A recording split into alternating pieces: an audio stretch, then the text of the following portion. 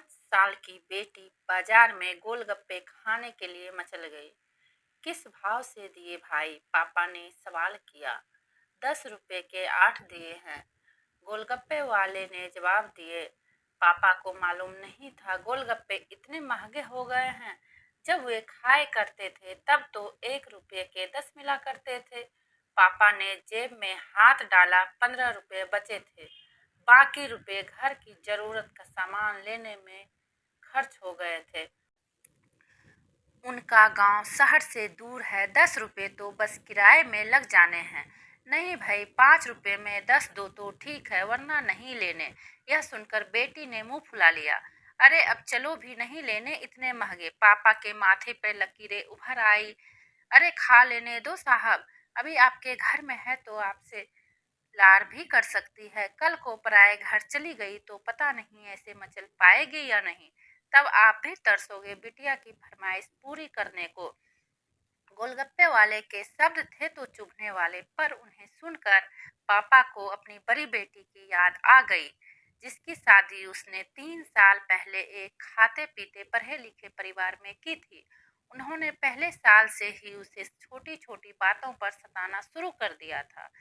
2 साल तक वह मुट्ठी भर भर के रुपए उनके मुंह में ठूसता रहा, पर उनका पेट भरता ही चला गया और अंत में एक दिन सीढ़ियों से गिरकर बेटी की मौत की खबर ही मायके पहुंची।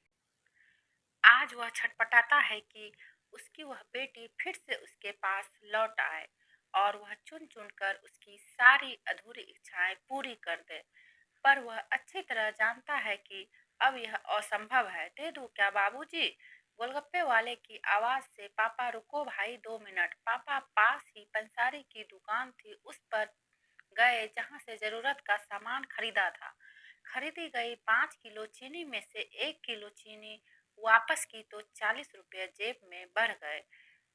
फिर ठेले पे आकर पापा ने डबडबाई आंखें पोंछते हुए कहा, अब खिला दे भाई, तीखा जरा कम डालना, मेरी बिटिया बहुत नाजुक है। सुनकर 5 वर्ष की गुड़िया जैसी बेटी की आंखों में चमक आ गई और पापा का हाथ कसकर पकड़ लिया।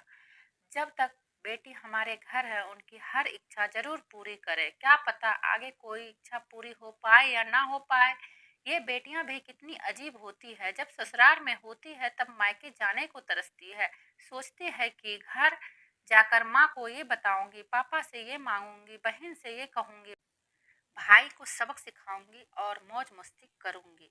लेकिन जब सच में मायके जाती है तो एकदम शांत हो जाती है, किसी से कुछ भी नहीं बोलती, बस माँ बाप भाई बहन से गले मिलती है, बहुत बहुत खुश होती है, भूल जाती है कुछ पल के लिए पति ससुराल, क्योंकि एक अनोखा प्यार होता है। मायके में एक अजीब कशिश से होती है। मायके में ससुराल में कितना भी प्यार मिले, माँ बाप की एक मुस्कान को तरसती है ये बेटियां।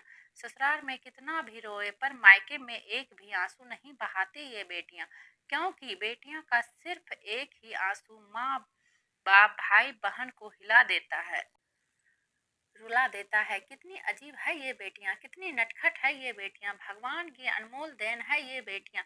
हो सके तो बेटियों को बहुत प्यार दें, उन्हें कभी भी ना रुलाए, क्योंकि ये अनमोल बेटी दो परिवार को जोड़ती है, दो रिश्तों को साथ लाती है। अपने प्यार और मुस्कान से हम चाहते हैं कि सभी बेटियां खुश रहे हमेशा, भले ही वो मायके यह ससुराल में खुशकिस्मत है वो जो बेटी के बाप है, उन्हें भरपूर प्यार दे, दुलार करे और यही व्यवहार अपनी पत्नी के साथ भी करें, क्योंकि वो भी किसी की बेटी है और अपने पिता को छोड़कर आपके साथ पूरी जिंदगी बिताने आई है। उसके पिता की सारी उम्मीदें सिर्फ और सिर्फ आपसे ही है। अगर आपको ये कहानी पसंद आई हो तो प्लीज़ लाइक, कमेंट और मेरे चैनल को सब्सक्राइब कर दीजिएगा। Thanks for watching.